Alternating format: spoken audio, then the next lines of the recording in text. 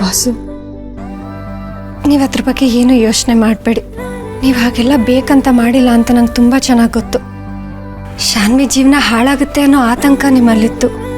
ಆ ಕೋಪದಲ್ಲಿ ನೀವೇನೋ ಮಾತಾಡಿದ್ರಿ ಅಷ್ಟೇ. ಹೌದು ದುರ್ಗಾ, ಅವತ್ತು ಶಾನ್ವಿ ವಿಷಯದಲ್ಲಿ ನಾನು ತುಂಬ ತಲೆ ಕೆಡಿಸ್ಕೊಂಡಿದ್ದೆ.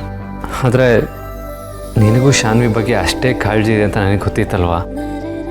ಹಾಗಿರ್ಬೇಕಾದ್ರೆ ನೀನಂಥ ದೊಡ್ಡ ನಿರ್ಧಾರ ಯಾಕೆ ತಗೊಂಡೆ ಅಂತ ಕೇಳಿ ತಿಳ್ಕೊಳ್ಳೋ ಪ್ರಯತ್ನನಾದರೂ ನಾನು ಮಾಡಬೇಕಿತ್ತು. ಆದರೆ ನಾನು ಅದನ್ನ ಮಾಡಲಿಲ್ಲ. ನಾನು ತುಂಬ ದೊಡ್ಡ ತಪ್ಪು ಮಾಡಿಬಿಟ್ಟೆ. ರೀಸನ್ ಇಲ್ಲದೆ ನೀನು ಯಾವ ಕೆಲಸನೂ ಮಾಡಲ್ಲ ಅಂತ ನನಗೆ ಚೆನ್ನಾಗಿ ಗೊತ್ತು. ಅಂಥದ್ರಲ್ಲಿ ನಿನ್ನ ನಂಬೇಕಾಗಿರೋ ನಾನೇ ನಿನ್ನ ನಂಬಿಲ್ಲ. ಅದು ನನ್ನ ಸಣ್ಣತನ ದುರ್ಗಾ. ನಾನು ತುಂಬ ದೊಡ್ಡ ತಪ್ಪು ಮಾಡಿಬಿಟ್ಟೆ. I am sorry Durga.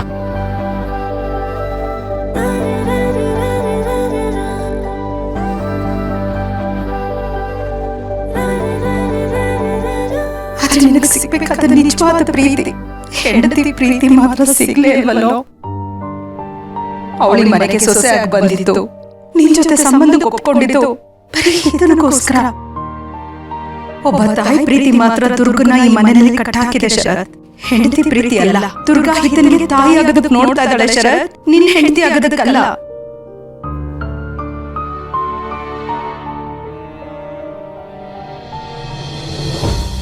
ಬಹುಶಃ ಈ ನನ್ನ ಸಣ್ಣತನಕ್ಕೆ ಇರಬೇಕು.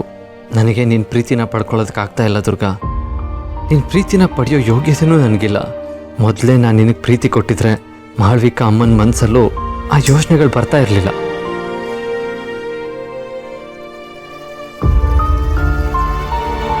ಬಾಸು, ನಾನು ನಿಮ್ಮನ್ನ ಯಾವತ್ತೂ ಯಾವುದೇ ವಿಷಯಕ್ಕೂ ದೂಷಣೆ ಮಾಡಲ್ಲ ಬಾಸು.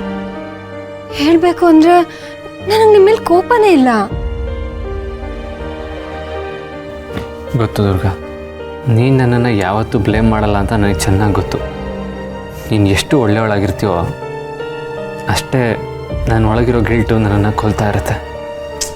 ನಾನು ಹೇಳೋದನ್ನು ಸ್ವಲ್ಪ ಕೇಳಿ ಬಾಸು. ದುರ್ಗಾ, ಇವತ್ತು ನನಗೊಂದು ಪ್ರಾಮಿಸ್ ಮಾಡ್ತಾಯಿದ್ದೀನಿ. ಮುಂದೆ ಲೈಫಲ್ಲಿ ಏನೇ ಬರಲಿ, ಈ ಜಗತ್ತೇ ನಿನ್ನ ವಿರುದ್ಧ ನಿಂತರೂ ಇವತ್ತಿಂದ ನಾನು ನಿನ್ನ ಪರವಾಗಿರ್ತೀನಿ. ನೀನು ಏನು ಹೇಳಿದ್ರು ಕಣ್ಣು ಮುಚ್ಕೊಂಡು ನಾನು ನಿನ್ನ ನಂಬ್ತೀನಿ. ನಿನ್ನ ಮಾತನ್ನು ಯಾವತ್ತೂ ಅನುಮಾನಿಸಲ್ಲ. ಇದು ನಾನೇ ಮಾಡ್ತಾ ಇರೋ ಪ್ರಾಮಿಸ್ ದುರ್ಗಾ.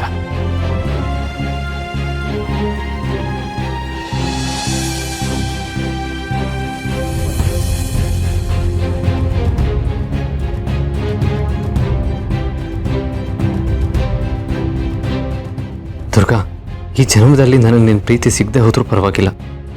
ಆದರೆ ನಾನು ಬದುಕಿರೋವರೆಗೂ ನಿನ್ನನ್ನು ಯಾವಾಗಲೂ ಖುಷಿಯಾಗಿಡ್ತೀನಿ. ಪ್ರಾಣಕ್ಕಿಂತ ಹೆಚ್ಚಾಗಿ ಪ್ರೀತಿಸ್ತೀನಿ.